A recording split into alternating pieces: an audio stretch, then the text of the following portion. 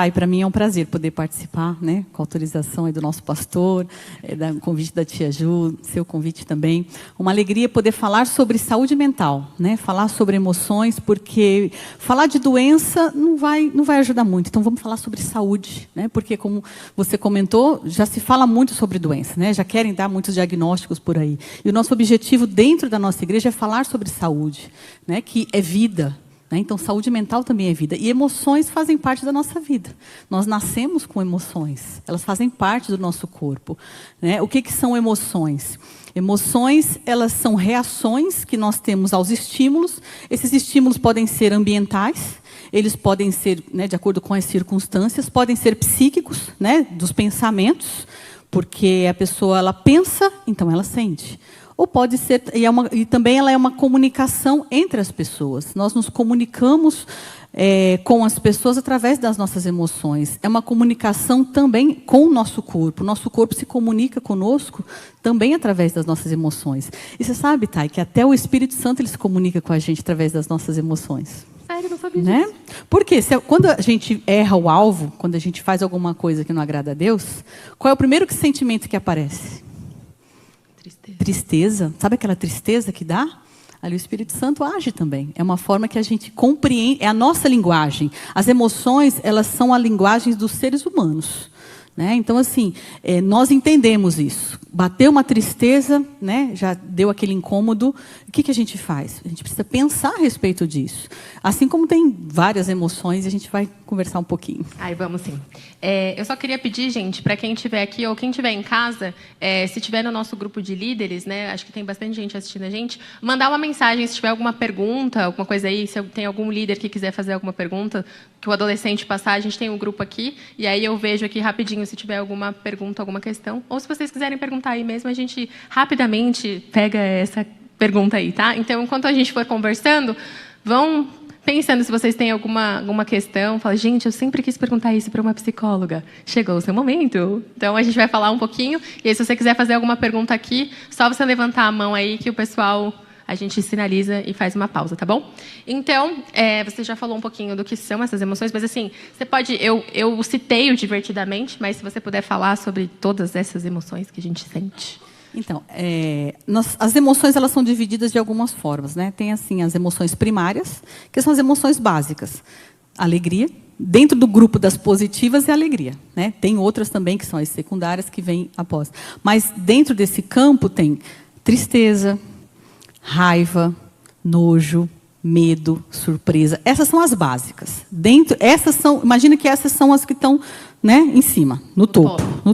As outras elas vão seguir essas emoções. Elas são filhotinhos dessas básicas que estão. Você percebe que a tristeza, a raiva, o nojo, o medo, elas caminham para um lado de emoções negativas. Por quê? Porque elas precisam comunicar alguma coisa. Quando a gente sente emoções, aquilo está falando alguma coisa. O problema é que a gente não aprendeu a observar, a aceitar as nossas emoções como uma comunicação. A gente tem um costume de fechar, de não aceitar aquilo, até porque isso é transmitido de geração para geração. Não adianta a gente pegar e falar, porque os nossos pais não fizeram, mas os pais deles também não fizeram, mas os avós também não. E aí, vai longe. Então, assim, falar de emoções, muitas vezes é difícil porque não se aprendeu a falar. E quando que se aprende a falar? Desde pequenininho. Quando a criança ela é pequena, por volta de 2, 3 anos, então ela tem uma quantidade de emoções que está ali à flor da pele. Então, assim, ela fica com raiva, ela chora, ela fica alegre. No mesmo instante, no mesmo segundo que ela está com raiva, ela está feliz, ela está alegre, daqui a pouco ela ficou triste. É uma mistura de emoções. E quando essas emoções, se um adulto fala para uma criança, não pode fazer isso, não pode chorar, não pode ficar triste, papai do céu não gosta, só pode ficar feliz, ser alegre. Mas o que faz com essas emoções? Essas emoções, a gente não quer desagradar os nossos pais, os pais ou os cuidadores, aqueles que são responsáveis pelas nossas vidas. E como nós não queremos desagradar as pessoas, o que a gente faz? A gente guarda essas emoções. Então isso não é importante, então deixa para lá. Não vou ficar triste. O importante é agradar o pai, agradar a mãe. E com isso nós vamos crescendo com essas emoções guardadinhas. Só que quando chega na adolescência, Já aí tem uma outra fase, né? Um corpo que está em desenvolvimento, uma identidade que está sendo desenvolvida, e essas emoções continuam lá. E elas vão ser muito mais ativadas pelas circunstâncias, pelos relacionamentos, pelo sofrimento também que passa a ser vivido de alguma forma, né? Dentro dos relacionamentos. E o que faz com essas emoções? Né? Isso sem contar, às vezes o pastor falou sobre conflitos familiares, né? Separação dos pais, isso é muito comum. Isso gera uma tristeza que fica guardada lá atrás, que vai sendo levada para a vida. Né? E aí a pessoa, às vezes, ela tem um vazio, ela não sabe de onde que vem aquele vazio, ela busca Jesus, ela está na igreja, mas ela fala, tem um vazio dentro de mim. Ou seja, tem uma lacuna ali, de uma emoção que ficou guardada, pela falta de alguém, pela perda de alguém. Quando a gente fala de tristeza, a gente está falando sobre perdas. Né? Tristeza está relacionada com perdas. Quando a gente fala de raiva, a gente está falando de uma emoção ali que não está aceitando uma situação, é uma indignação com aquilo. Né? E falando sobre teens, falando sobre adolescente, essa é a emoção que mais permeia, né? A que está mais presente, que é a raiva. Né? Eita, vocês têm raiva aí? Vocês estão irritadinhos? Quem sente raiva aí, gente? Levanta a mão. Ai, que sinceros vocês. Tá certo, todo mundo sente raiva. Sim. Nós não escapamos de nenhuma emoção. Sim. Nenhuma. E assim, uma coisa que eu queria saber é que eu vejo que a internet hoje, as redes sociais, eu acho que elas dão uma prejudicada maior. Porque assim, na época dos nossos pais, sei lá onde eles descontavam as emoções, né? Na verdade, até hoje as pessoas ainda descontam, né, em vício, essas coisas. Mas, eu não sei, mas eu acho que a internet, o visual, a gente ter essa parte do online, isso prejudicou ou prejudica no quê, assim? É interessante que a internet, ela vem de uma forma que ela preenche uma lacuna muito grande nessa questão das emoções. Porque ali a gente está assistindo e, ao mesmo tempo que você pode sentir muita alegria, você vê uma coisa engraçada, então o humor melhora. Daqui a pouco você vê uma coisa triste, também fica triste. Daqui a pouco você vê uma coisa que deu raiva, fica com raiva. Só que assim, a nossa mente não dá conta de processar tudo isso. São muitas emoções, são muitos sentimentos, são muitos vídeos que são vistos ao mesmo tempo. Né? Então, assim, o nosso cérebro, ele precisa ir aos poucos processando essas emoções. Né? É interessante que hoje uma das formas de maior comunicação, não só entre as crianças, os adolescentes, entre os adultos também, são os emojis. Né? Hoje até passou uma reportagem na RIT falando sobre isso. Né? Os emojizinhos lá, as figurinhas, sim, sim. Né, do WhatsApp que a gente coloca para se comunicar. Muitas vezes a gente não consegue falar sem colocar uma figurinha, porque aquilo ali representa o que você está sentindo.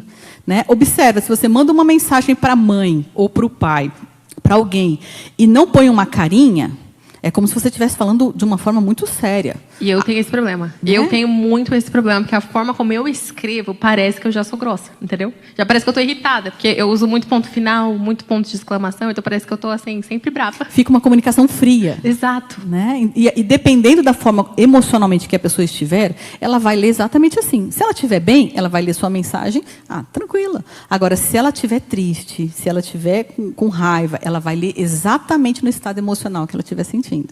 Então, assim... Eu vou colocar agora emoji em tudo. Tudo é coração. Né? Claro, se está com raiva, né? Expressa também. De braveza. Então, mas a gente precisa tomar cuidado com essa questão das redes sociais, porque elas estão preenchendo um lugar que não deve ser ocupado, porque esse lugar pertence aos pais, pertence aos amigos de verdade, pertence a Deus. E muitas vezes a gente coloca aquele lugar da internet como se a nossa importância e o nosso valor estivesse ali. Se ninguém curte o que eu posto, se ninguém comenta alguma coisa, eu começo a me sentir sem valor, sem importância. E aí qual é a emoção que surge? Eu fico triste, eu fico com raiva. Posto uma foto, ninguém curtiu, ou foram poucas as curtidas. O que acontece? Fica com raiva, vai lá, tira a foto. Quer dizer, mas espera aí, a gente precisa fazer as coisas para a gente, no sentido de nos sentir bem. comunicar com alguém, mas sem ficar esperando tanto, colocando as nossas emoções nas mãos das outras pessoas. Então, assim, é preciso caminhar com limite nessa questão das redes sociais, porque elas vão alimentando, principalmente, tristeza e raiva, né? As comparações que vão surgindo, porque fulano tem isso, porque todo mundo na internet é lindo, maravilhoso, é rico, é poderoso, a vida é bela, não existe sofrimento. Né? Agora, quando existe sofrimento, também colocam aquelas coisas pesadas e que bate ali uma tristeza. Aí a pessoa começa... Se a pessoa está triste, ela tem uma tendência a buscar coisas tristes. Então, ela vai alimentando aquela tristeza com mais vídeos, com mais informação de tristeza. Se ela está feliz, ela quer ver coisas relacionadas à felicidade. Né? Se a pessoa está ansiosa, ela vai querer ver comida, e ver muita comida, e ver muita coisa assim, né, que traz uma sensação boa. Vê lá as últimas coisas que você tem visto nas suas redes sociais, vai dizer muito sobre você. E assim, essa questão que você falou da ansiedade, né, e também desse buraco, porque muitos dos adolescentes falam sobre isso, sobre não conseguir preencher esse vazio, essa tristeza que não sai, ou crises de ansiedade que vêm do nada, sem motivo, que eles não conseguem saber, sabe? Principalmente dificuldade para dormir, enfim. Como que a gente consegue, talvez, resolver isso? De forma prática, mas também em Deus. Tá, a gente tem... Todo ser humano ele nasce com necessidades emocionais. O que são essas necessidades emocionais? São o sentimento de ser amado, de ser valorizado, com a necessidade de expressar emoções, é falar sim que está triste, é não permanecer triste, né? Porque assim, quando a gente fala que a gente está triste, ou está com raiva, ou está irritado, com alguma emoção, na verdade a gente coloca aquilo para fora e passou. Agora, quando a gente não fala, essa necessidade emocional não é suprida. Porque se a gente se comunica com um amigo, com os pais, principalmente, expressando o que a gente está sentindo, essa necessidade foi suprida, de alguma forma. Isso não quer dizer, porque eu falei para minha mãe, para o meu pai, que eu quero um presente tal, eu vou ganhar. Não, tem que ter uma comunicação, mas pelo menos eu me expressei. Né? O que acontece é que os pais não se comunicam muitas vezes com os filhos, e os filhos também não se comunicam. Na verdade, o que acontece é muita ordens de comando. Faça isso, faça aquilo. Né? E os filhos, principalmente nos teens, os adolescentes, eles têm muita dificuldade com essa questão de receber muitas ordens. Né? Porque eles estão querendo construir, e é uma fase importante, de construção de autonomia também. Então, eles precisam, sim, ter uma certa autonomia, mas com disciplina, com limites, com cuidado. E quando essas necessidades emocionais não são supridas, e eu digo isso lá de trás, lá da infância, porque não é uma coisa que vem já da adolescência, vem lá de trás. Quem supre essas necessidades deveria suprir? Os adultos, os pais, pai, mãe. A mãe tem a função da parte mais afetiva, o pai tem aquela figura de ser o provedor, de transmitir segurança. Você sabe que muitas pessoas que sentem ansiedade, a ansiedade está muito relacionada com uma falta do pai, a presença do pai de uma forma mais firme, mais segura. Né? Porque a gente vê Deus assim, não vê? Pai, Deus, Ele é aquele que nos protege. Rocha, firme, né? Geralmente, quem teve dificuldades, não teve um bom relacionamento com o pai, tem uma certa dificuldade em olhar para Deus e ver Deus como aquele que cuida, aquele que protege, aquele que não vai deixar nada acontecer comigo. Então, isso vai afetando um pouco a parte da fé. Porque as nossas emoções, elas também afetam a nossa fé, né? De alguma forma. Como eu falei, existe uma comunicação aí. Né? Então, eu acho interessante quando o missionário está orando e as pessoas... Ele faz a oração da cura e as pessoas ficam com medo. Vocês já observaram? As pessoas têm medo de levantar, né, de pegar a bengala e colocar em cima. E o missionário faz o quê? Vai, vence o medo, enfrenta o medo. Quando ele faz isso, ele está fazendo com que a pessoa tenha o controle da emoção dela. Porque se ele não fizer isso, o medo não vai deixar ela caminhar. Ela recebe a cura, mas ela não caminha, porque o medo, a emoção paralisa. Entende? Gente, é bem interessante, né? Maravilhoso. Então, a ansiedade, né, só para complementar a pergunta, o que gera muita ansiedade é as necessidades emocionais não serem supridas. Dar atenção, essa comunicação, entretenimento também. O jovem, o adolescente precisa de lazer, de entretenimento, mas tudo isso com controle, com limites, sabe? Precisa de segurança. tudo isso são necessidades emocionais. Sandra, só uma perguntinha aqui que veio do pessoal, foi a Vi que fez. Ela falou sobre esse negócio de se diagnosticar, sobre TDAH e sobre autismo também, né? E as pessoas veem isso na internet e elas começam a se diagnosticar. E o que você tem a dizer assim, sobre isso, sobre esse problema da pessoa fazer o autodiagnóstico dela? É porque hoje fala-se muito, né? É porque assim, o que acontece? Hoje, com muita informação que nós temos sobre, né, a neurociência, ela chegou e ela trouxe muita informação que antes não tinha. Então, houve sim um maior número de diagnósticos, né, que são feitos de autismo, de TDAH, mas não tem essa proporção toda como está sendo divulgado, né? Que as pessoas, às vezes, elas pegam alguns sintomas, elas se enquadram naquilo e acreditam que tem um diagnóstico, mas não funciona assim, né? O autismo, ele tem traços e sinais lá da infância, desde bebê. Não é uma coisa que é diagnosticado na vida adulta. Pode até ser pela falta de conhecimento, né, de pessoas que já viviam, mas, no geral, é feito lá atrás. Então, assim, não adianta fazer uma autoavaliação, pega alguns sintomas na internet, né, porque chega lá no Google, né, e já pega um diagnóstico. Isso acaba com as emoções, porque isso gera tristeza. Essa tristeza vai levar a diversas situações. Sabe o que acontece, Thay? Os nossos pensamentos, eles ativam as nossas emoções. As nossas emoções, elas fazem com que a gente haja. Então, o pastor falou sobre pensamento, né? O pastor Jaime falou sobre pensamento. E os nossos pensamentos, eles são a chave para as nossas emoções. Porque as nossas emoções, elas não têm tem uma certa dificuldade em perceber o que é real e o que não é. A gente está aqui. Se, por exemplo, abre a porta e entra um leão, o que a gente vai fazer? Todo mundo vai correr para se proteger. O medo, né, a adrenalina vai ser liberada, todo mundo corre. Agora, se a gente está aqui e, de repente, começa a pensar... Ai, mas eu acho que eu vou passar mal. Eu acho que está acontecendo alguma coisa comigo. Pensamento, hein? Pensamento. Daqui a pouco a pessoa começa a passar mal. Por quê? As emoções, elas mandam a resposta, a mensagem para o corpo começa a responder. O coração começa a bater mais rápido, o pulmão precisa de mais ar. Então, tudo isso é uma coisa automática. Mas é só pensamento, porque nós temos pensamentos automáticos. Então, assim... não adianta querer fazer diagnóstico, porque diagnóstico quem faz é psiquiatra, né? O psicólogo também, mas a gente trabalha junto com o psiquiatra, porque não existe só um campo, né? Então, assim, não façam diagnóstico pela internet. Tem dúvida, faça uma avaliação psicológica, faça uma avaliação médica, passa com o clínico, passa com vários especialistas, porque não funciona assim. Diagnóstico não é uma coisa tão simples de se chegar, pegar 3, 4 sintomas. Eu tenho tudo isso aqui, eu sou bipolar, eu sou TDAH, eu tenho autismo, e vai ficar sofrendo por uma coisa que não funciona desse jeito. Não às vezes se torna, né? Porque se você pensa e você acaba, né, intensificando até os sintomas que você nem tinha. Você vive uma coisa que não é real, né? Vive. Tem pessoas que têm ansiedade de doença. Ela sofre com medo de doença. Só dela pensar em ter uma doença, ela desenvolve uma doença que é psicossomática, entende? Ela não está sofrendo daquilo, né? Algumas sim, mas outras, na maioria das vezes, não.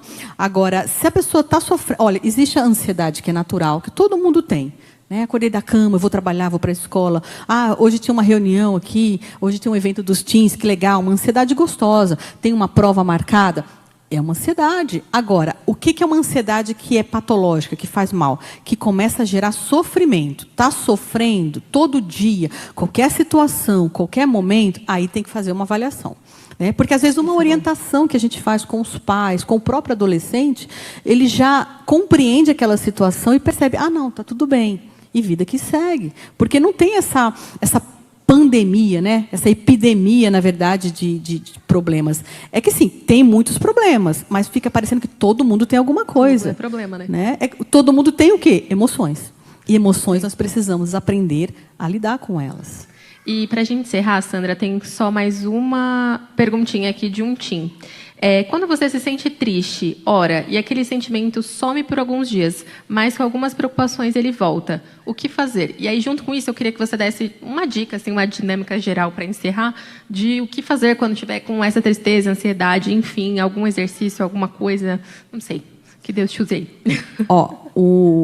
A palavra de Deus, ela preenche a nossa vida no nosso espírito. né? Nós somos corpo, mente e espírito. Então, essa palavra que nós aprendemos, ela passa pela nossa mente, nós processamos ela na nossa mente, mas ela fica guardada no nosso espírito. As nossas emoções, elas fazem parte do nosso corpo e da nossa mente, né? A parte psíquica. Então, existe uma luta entre o nosso corpo e o nosso espírito, né? Aquele que tiver mais alimentado vai vencer. Ou seja, se eu fico só ali, focada nas coisas naturais, quando bate uma tristeza, bate uma raiva, eu não consigo ter esse controle. Mas quando a palavra de Deus está no nosso espírito, e a gente consegue lembrar do versículo, a gente consegue lembrar da palavra, aquela pregação, isso ajuda a gente a manter o autocontrole. Porque nas emoções, o que a gente faz? Como que a gente identifica emoções? Muitas vezes a gente não identifica pensamentos, a gente identifica emoções. Pensamentos a gente tem um atrás do outro. Só que assim, bateu uma tristeza, por que eu estou me sentindo triste? O que aconteceu que me deixou triste? Ah, aconteceu isso, isso, isso. Converse com a pessoa. Explica para a pessoa que você ficou triste. Não é atacar a pessoa, falar, você fez isso, você fez aquilo. Não. Aquilo que você falou me deixou triste. Aquilo que você fez me deixou triste. Isso pode ser com qualquer pessoa, com um amigo da escola, com o pai, com a mãe, com qualquer pessoa. Você vai falar de você, do que você está sentindo. Né? Quando a gente fala do que nós estamos sentindo, a outra pessoa ela vai refletir no que ela fez ou no que ela falou. Tá? Então, a dica é, expresse o que está sentindo. Guarde a palavra no coração. A palavra de Deus ela fala em Provérbios 17, 27, até na versão NVT, que aquele que tem entendimento, ele controla as emoções. Né? Você não sai, sentiu emoção, se ficou com raiva, sentiu alguma coisa, não vai sair batendo, não vai sair fazendo um monte de coisa. Não, peraí. Essa emoção está acontecendo comigo, então eu tenho que perceber por que eu estou me sentindo assim. O que aconteceu? Né? Porque o ideal não é chegar naquele momento que explodiu. O ideal é não chegar nesse momento. Explodiu, vai ter que acalmar, vai ter que sair do ambiente. Tá triste, tá com raiva, sai. O pai falou alguma coisa, a mãe falou alguma coisa, sai do ambiente, né? Claro, não vai sair batendo o pé, não é nesse sentido. Mãe, me dá um tempo, pai, me dá um tempo. Eu preciso pensar um pouco, né? Porque assim, a palavra fala que os filhos precisam obedecer aos pais e os pais não devem provocar a ira dos filhos. Então é um trabalho em conjunto ali. É sobre isso mesmo. Né? Então assim. Expresse as emoções, não deixa chegar até aquele limite, né? E quando estiver muito ansioso, tira o foco. Tira o foco, vai fazer alguma coisa, vai ouvir um louvor, vai desenhar, começa a escrever. Quando a gente não consegue falar sobre as emoções, a gente pode escrever. Os teens gostam muito de escrever. Tenha o seu diário de emoções e coloque no papel também o que está sentindo. Ai, maravilhosa. Muito obrigada, Sandra. Também, que agradeço, tá?